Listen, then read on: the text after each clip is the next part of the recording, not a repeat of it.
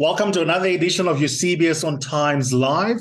The project's co-ordinator of the South African Depression and Anxiety Group is Roshni Parbhoo-Seetha, and we are in the middle of Teen Suicide Prevention Week, which is one of their projects, and I'd asked her to come on the platform to talk to me about this incredibly important initiative.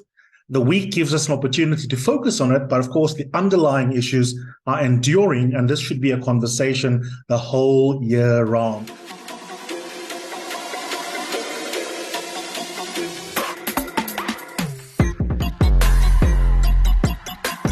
You're listening to Eusebius on TimesLIVE.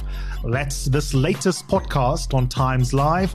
And it's me, Eusebius McKaiser, exploring the major issues of the week. That means you're going to hear a lot of law, politics, and ethics, how they intersect, and how important these stories are in the life of all South Africans. When people zone, their children must know these are sellouts. They put saliva on the paper. Mr. Julius Malema whispered and said, sing it, sing it. And then they share that zone. No, I'm not going to apologize. Can I have my iPad, please?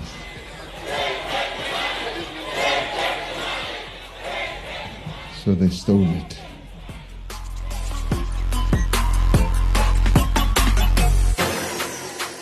Roshni, good morning to you, and thank you so much for joining me.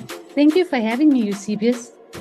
I want to start off with the mood we are in. You smiling, I'm smiling. It's sort of sunshiny for a couple of seconds outside. But the reality is that life is quite complex for us as human beings, and teenagers are no different, right? We could be sunny and convivial and cracking jokes as we did before the recording. But underneath it, a couple of months, couple of minutes, couple of weeks later, we can also find ourselves in a very gloomy space. Absolutely. I mean, you find that so many people are hiding behind those smiles and the cheers and the happiness and trying to be bubbly, trying to hide what they're actually feeling, only because they don't want to burden somebody else with what they're actually feeling. Maybe thinking, oh, everybody has enough on their plate. Let me not put, And so sometimes it is very just, in the front. But yes, everyone is dealing with so much. If you think about what's going on around us, everyone's dealing with so much, especially our teens. Our teens are in crisis. And that's why I wanted to start there, because the two starting premises for me, and they are pithy statements I want to make, but I want us to reflect on them. The first one is that life is inherently difficult and challenging. And secondly, that teenage life is not this innocent, pressure-free freedom that sometimes adults misremember. I have a teenage son, and I remember sometimes thinking that, or always thinking, I remember what it was like being young. I remember being a teenager, and life wasn't this difficult. I didn't have the pressure that my kids have. It was fun. Eusebius, I went home and I made mud cakes. That's what I did after school. It wasn't the pressure to, you have to play tennis and you have to do something else and you need to study and there's a project. It all just felt like when I'm at school, I'm at school. When I'm at home, I can do my homework, I can relax.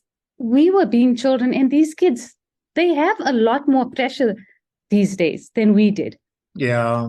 So let's talk directly about Teen Suicide Prevention Week then.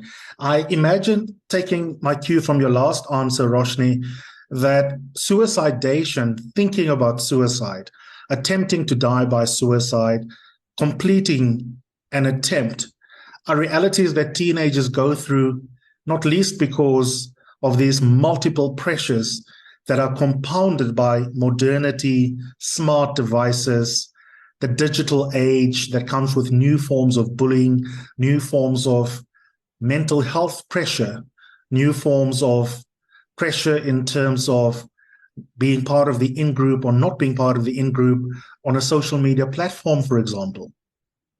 Yeah, absolutely. I mean, there's so many different things that these kids are dealing with. It's not just being depressed or having anxiety. Firstly, how many more kids nowadays actually have depression and are suffering from anxiety?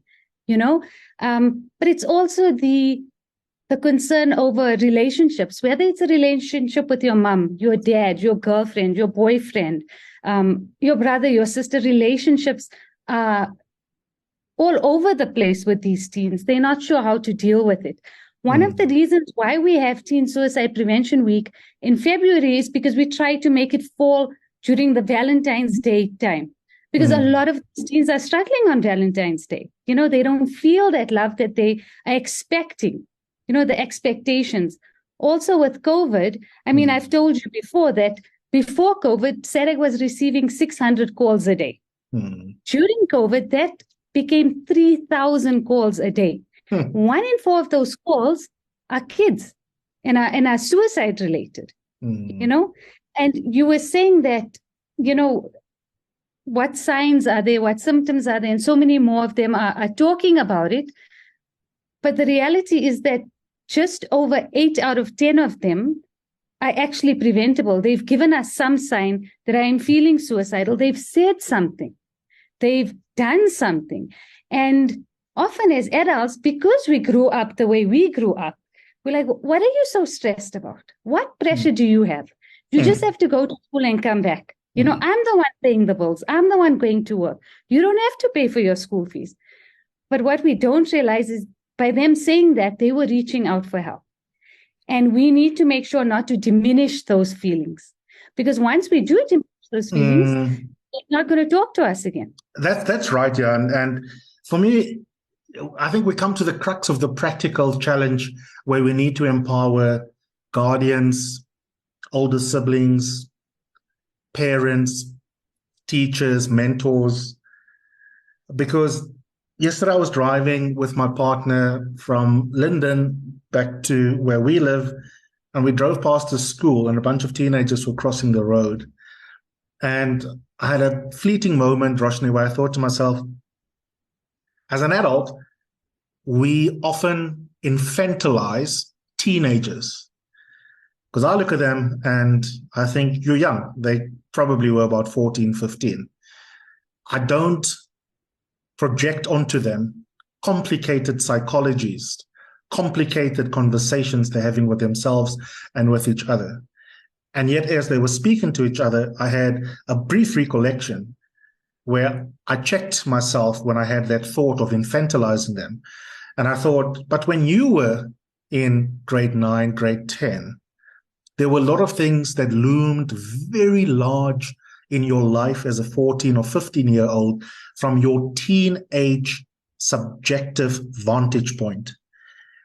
And yet, as adults, we kind of forget how complicated, messy, and how filled the brain and the psychologies of teenagers are, which is why we think that their life must be very simple. And then we can misread the cues. 100%. We completely misread the cues. We completely think you have nothing to complain about. And especially with teenagers and 14, 15-year-olds, oh, it's just the mood swings. You know, you have nothing to complain about. You'll realize when you're my age, you know. And but if you go back, and I'm learning this with my son, is that what he has going on in his brain, I never had going on in my brain at 14 and 15. You know, they're dealing with so many different issues. They're dealing with death of a loved one after COVID. You know, when I was young people were only dying from a few things. There was maybe one car accident. There was one that died from cancer. And now you're constantly hearing of younger people that are dying, and for different reasons. And they have to deal with the reality of death, you know, and also the reality of, oh, mom will be here, but she won't always be here. Dad won't always be here. They seem to be thinking so far ahead, and unfortunately they have to. And that's what COVID has also done. It's made them realize the reality of death and dying. That's such a good point. That's a really, really important point. They don't just deal with today. And unfortunately, you know, when we were young, we could look into our 5-year plan. These poor kids have to literally take it day by day. Yeah, I mean, Roshni, so even though I'm on the same page as you, I've got to ask this question nevertheless. There surely is an element of a child being a child, a teenager being a teenager. I mean, we'd have the same conversation if we were talking about adults, right? There is still, and who knows how long a piece of string is, but there is a difference between going through a bad patch and, say, for example, being clinically anxious or depressed, or your GP recommending that you go and see a psychotherapist or a psychologist or at least a counselor to have another look and see whether you need some cognitive or some other kind of therapeutic intervention. That can be the difficult gray area, though. For moms, dads, teachers who are listening, what is the kind of messaging from a public health point of view that Sadag has? How do I know whether Eusebius is just an introvert who lives in his head, or whether he's actually someone that maybe should be sent to the school psychologist? So what we say is mental health doesn't discriminate. It'll get anyone. You could be the happiest person and it'll take one life event to trigger you. You know, what we are saying, also another really important point that Sadag wants to get across is that we don't all have the answers. You can be a mom, you can be a dad, you can be a teacher. You might not know what the answer is. So this kid might actually come to you and say, I am feeling depressed, I am feeling suicidal, and you don't know what to do. And it's okay to say, I am so sorry you are feeling that way. I don't know how to help you, but I know someone who can. Let's do this together. What they really need is just a team or an idea. Our kids are so spontaneous. These kids are so spontaneous and they do things at a whim. They don't think further, you know? And so we want to open up that conversation. I think that's the most important message we want to get to everyone. Whether you are a teen, whether you are a friend, whether you are a mom or dad, just talk about it. Normalize the conversation of name one thing that made you happy today and name one thing that made you sad today. And let that be a conversation every day. You know, that way you are also opening up the conversation and these kids think, okay, she actually asks me, I'm not going to say anything today. Let's see if she asks again tomorrow. And then they realize, okay, this must be important. Now let me catch you and let me give you something. And how are you going to deal with it? You know, it's important that these kids know that suicide shouldn't be a permanent solution to a temporary problem. These problems are temporary and there is hope. There is always a way to solve it. You know, unfortunately, they feel like they are walking through this really dark tunnel and they can't see the light. And instead of walking towards finding where the answers are, they think, I'm done with this dark tunnel. Okay. You know? That dovetails with two of the hashtags around this campaign. Hashtag check in with Sadag, SADAG. So the idea there is we don't have a magic wand. A tragedy, lo and behold, could happen, but we can reduce the odds. And one of the ways to reduce the odds is to engender a culture in the family, in your one-on-one relationship as a teacher that a particular student likes, even if he doesn't like other teachers, or as a leader of the school, getting your teachers in turn as a cohort to create a space where the learners, the pupils, the students feel safe enough to wait and voice what they are feeling. That is what check-in is all about, isn't it? 100%. Check-in is basically ask those questions. It's safer to ask than not ask at all. So ask those questions. Are you feeling okay? Is there something that's worrying you? Is there something you want to talk to me about? Ask the questions. And I know that there's this whole myth that if we speak about suicide, we are giving them the idea. And that's a complete myth. There is no research to back that up. By saying to them that, are you thinking of hurting yourself? Okay, fine. You don't want to use the word suicide. Say, are you thinking of hurting yourself? You know, open up that conversation. You will find that the teen will be so relieved to have someone that actually sees that, okay, I'm struggling. And that's why they've asked me this question. So check in with them, check in with your mom, check in with your dad, check in with your friend. You know, it's not just teens that we are worried about. We are worried about everybody's mental health. And oftentimes you'll find that the person that committed suicide had a problem that could have been easily solved. It's just that they didn't know how to do it. And this is why I wanted us to have the conversation this practically, Roshni, because I think this is the level of absolute elementary and yet life-saving messaging that we need to be talking about, speak into, and publish and proselytize across media platforms. I met earlier with someone for a different part of my work, and the person apologized for having cried the first time they had shared a story with me. And I had to reassure them that it's perfectly okay. They shouldn't apologize for emoting. Besides not having a culture of speaking openly about feelings that makes it easier for your teenagers to say, Mom, I'm not feeling okay today. I don't want to go to ballet. I'm not feeling okay. We need to role model what we didn't necessarily experience ourselves when we were children. Many adults listening to this conversation may not have memories, Roshni, of parents or adults or teachers opening up a space for them to literally start a sentence with, I'm feeling, or emotion is what I'm feeling right now. We don't have that literacy and that openness as adults. And what's difficult about Teen Suicide Prevention Week is that in some ways, broken, vulnerable adults have the task of role modeling what we didn't experience. How much of this week is indirectly about adults checking in with adults? All of it. All of it. So the tips and the tools and the messaging is the same for teens as it is for adults, and that's why with all the activities that we have going on Facebook, Twitter, it's messaging that it might help you with your teen, but you'll realize, I think my friend might need a check-in. I think we've had celebrities that have come to the call center and said to us, I checked in with a friend and yes, she needed help, So just something as catchy as checking in also creates a safe space. And that's what these kids need. They need a safe space. I know culturally, there's so many cultures where you don't talk about your emotions. You don't cry when you're sad and you don't tell us when you're happy. You just get on with it, and our times have changed and we need to move on and we need to adjust in order to help these teens that are in crisis, in order to help anyone that's in crisis.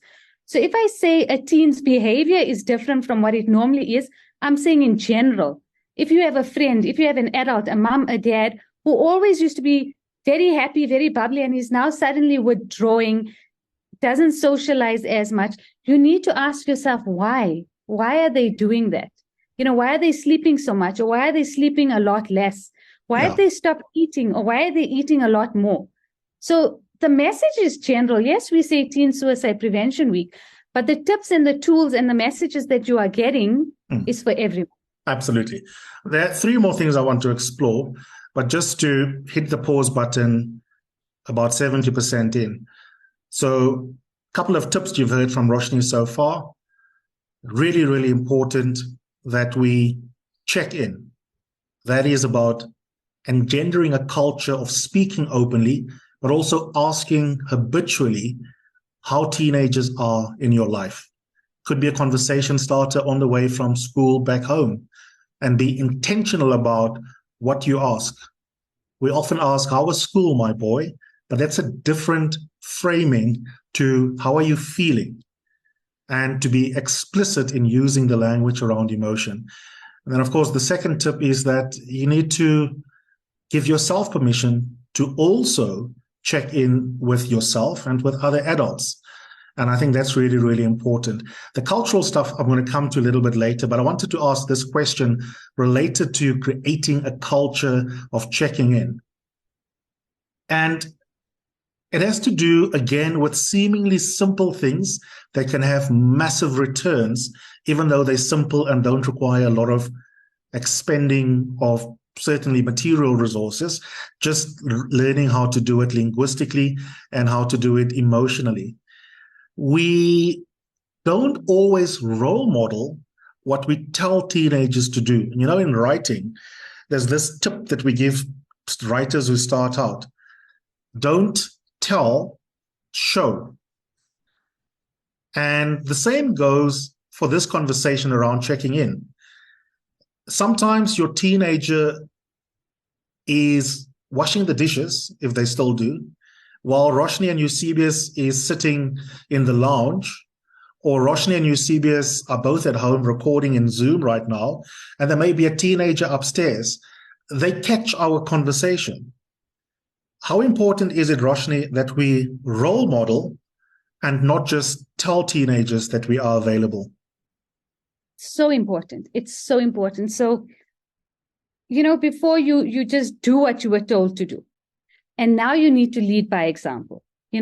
I'm going to use a personal example. I myself speak to my kids about being anxious. When I started work again, I said, I am so nervous to do that, and it made them understand that being nervous was okay. Being anxious was okay. I had my kids saying to me, Mommy, you are amazing. You are going to be great. You can do this.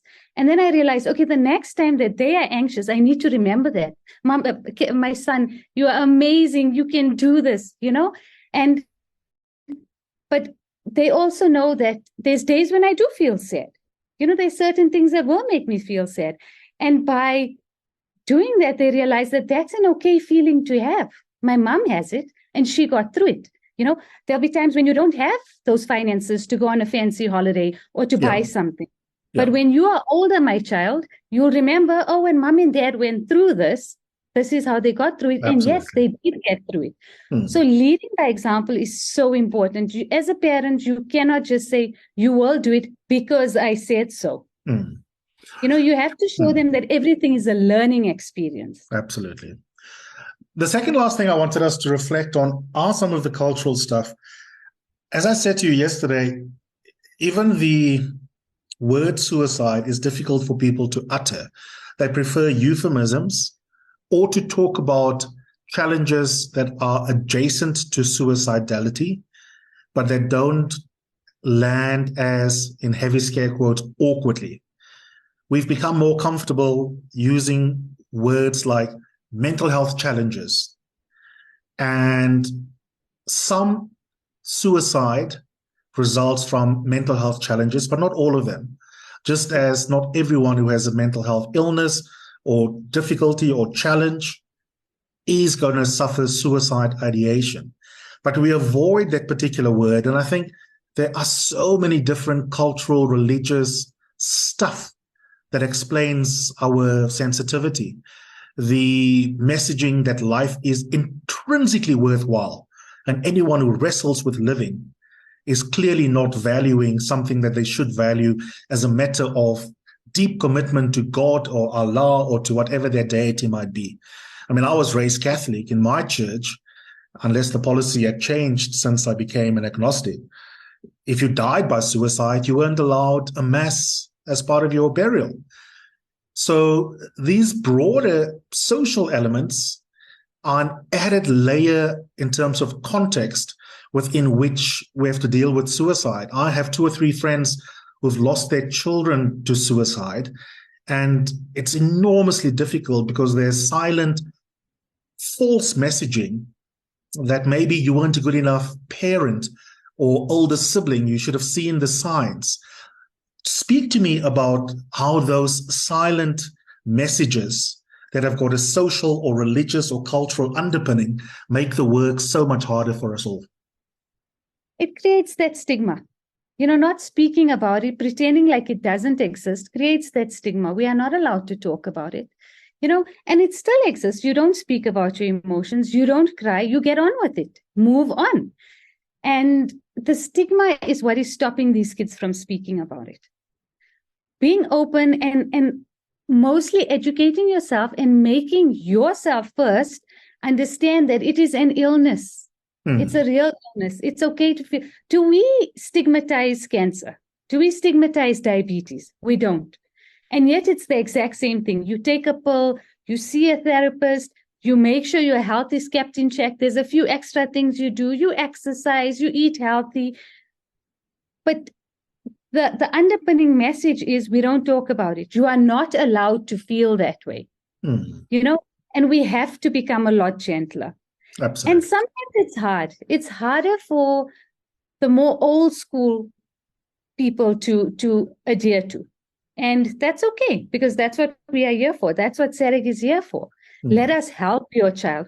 So while you may not be able to help them, that is okay. You don't have to have those answers, but we do. So allow them the space to speak to us. Allow them the space to speak to a teacher that they may feel comfortable with. And so I would also add to that, Roshni.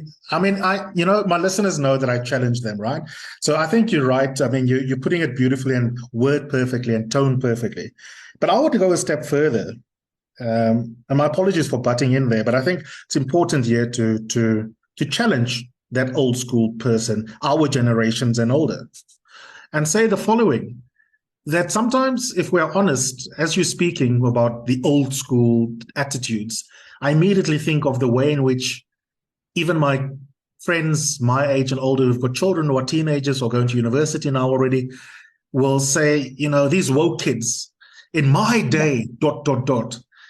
Actually, we sit with a lot of developmental trauma, deep cellular level. We become horrible work colleagues, lovers, husbands, wives, and we romanticize the trauma that we keep instead of realizing that we have an opportunity to reset the cultural axes with our children. 100%. And I mean, if you allow your child that space, you can even heal yourself. You're giving yourself that space to talk, yourself that space to heal, because you probably thought, I'm not allowed to talk about it. I just have to deal with it. It's never too late to speak about it, And to lie to ourselves, to say that I was resilient. There is such a thing as resilience. And then there is abuse that we romanticize by saying it made me tougher. Right. And that's not the truth. You think it made you tougher, but it left you with a lot of resentment and regret, and you are making those same mistakes, and you don't want to have that regret that had I done something differently to what my parents done with my own kid, I wouldn't be dealing with a suicide or a suicidal ideation. So you have that power to change it.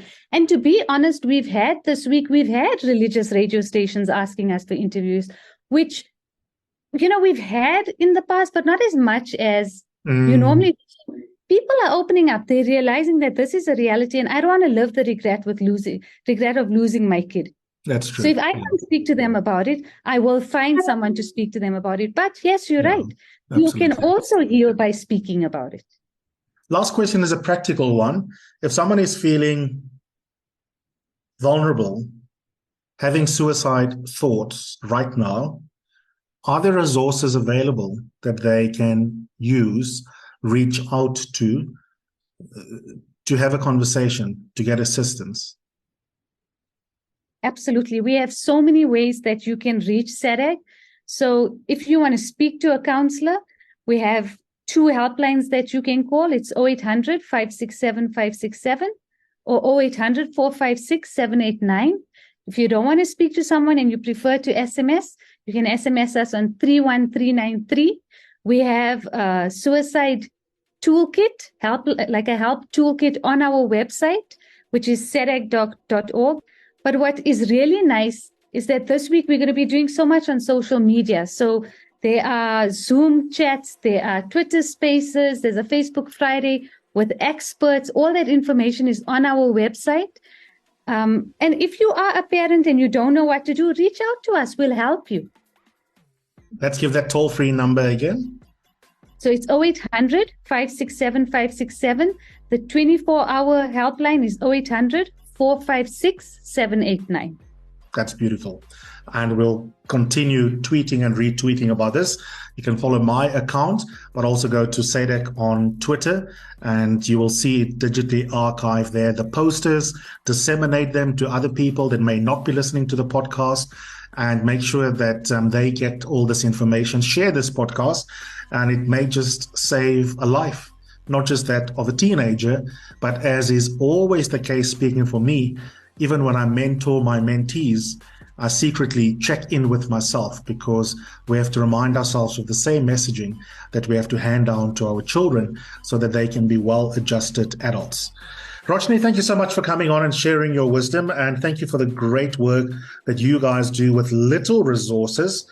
And I can only hope that government, the Department of Health in particular, will give money for this kind of initiative. And also that big business will reach out to me or TimesLIVE or Sunday Times, get your details, because you are doing, I almost said the Lord's work, but there's no evidence that he exists. You are doing important work. So big business must come on board. And I often say, as I did in an article the other day, you should come on board not only for ethical reasons, but for selfish reasons. If you want healthy employees, then you have to invest in public health services that increase the chances that you are not going to be hiring a sociopath. And the only way to do so is to make sure that we raise teenagers that are healthy. And so it's worth investing as a matter of ethics, but also prudence into organizations like the South African Depression and Anxiety Group. Thanks for coming on. Thank you so much for everything you have done for us, Eusebius.